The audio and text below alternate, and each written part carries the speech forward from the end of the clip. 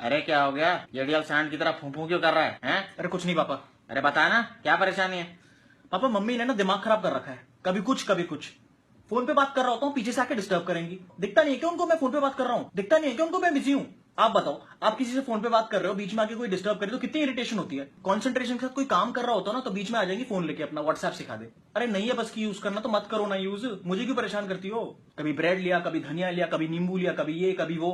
एक साथ नहीं बोलेंगे, अलग अलग बोलेंगे सारे काम, मेरा टाइम वेस्ट करती है। मेरा तो मन ही नहीं करता इस घर में रहने का कभी कभार। सही कह रहे तो बिल्कुल। जब मैं तेरी उम्र का था ना तो मेरी माँ, तेरी दादी, वो भी ऐसी करती थी। बहुत परेशान रहता था मैं भी। मैंने भी सोच लिया था कि घर छोड़ के चले जाऊंगा। फिर वो बीमार पड़ गई।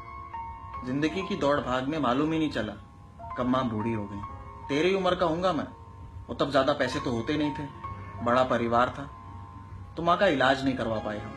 फिर धीरे धीरे उनकी सेहत बिगड़ने लगी। इसके बावजूद वो रोज सुबह उठ के सबके लिए खाना बनाती थी और अकेले घर का सारा काम करती थी। खुद बेशक भूखी सो जाती थी, लेकिन जब तक मैं खाना नहीं खाता था ना तब तक जागी रहती थी। जब बचपन में मुझे बुखार होता था ना तो मेरे सर को अपने गोद में रख के सुलाती थी और पूरी रात माथे पे गीला कपड़ा लगाती थी। खुद आराम नहीं करती थी, बस मैं चैन से सो जाऊं उनके लिए काफी था। मैंने सोचा था कि नौकरी करके पैसे कमा के मैं उनका इलाज करवाऊंगा, लेकिन दुनिया की इस चकाचौंध देख के मैं इतना खुदगर्ज हो गया था कि मुझे एहसास ही नहीं हुआ कि मेरी माँ के पास ज्यादा वक्त नहीं रह गया। और जब होश संभाला तब तक काफी देर हो गई थी। जिस दिन माँ गुजरी ना उस दिन मुझे समझ आया कि माँ से ज्यादा साधारण इंसान तो कोई होता ही नहीं।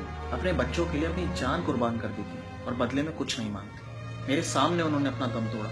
उनके आखिरी शब्द आज तक मेरे कानों में गूंजते हैं। अपनी आखिरी सांस लेने से पहले उन्होंने बोला, बेटा अपना ख्याल रखना।